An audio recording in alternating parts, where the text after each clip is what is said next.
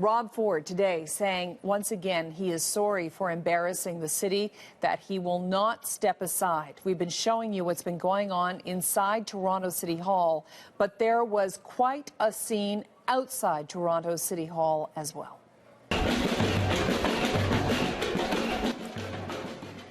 About 1,000 people were there protesting, trying to convince the mayor from outside that he should step aside. The CBC's Stephen D'Souza was there. He has more on the mood of that crowd.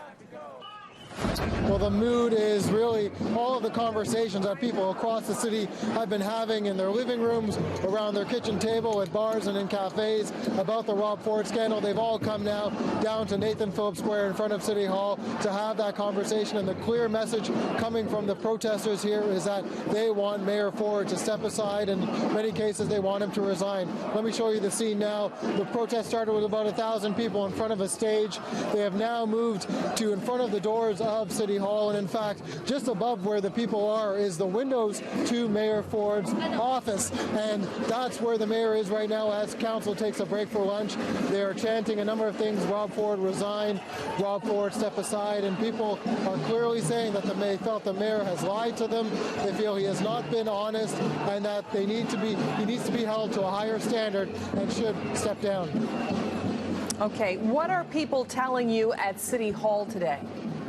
Well, it's interesting that, I spoke with a number of people, including one woman who voted for Rob Ford, and says that she's disappointed in that she had known all of the things that Rob Ford is now being accused of, or that have become public as a result of some of the police documents. She said she would never have voted for him. And, I was telling some people that inside council, the mayor is saying that he's not going anywhere and that he said all he can say, and people here say that's simply not good enough for them.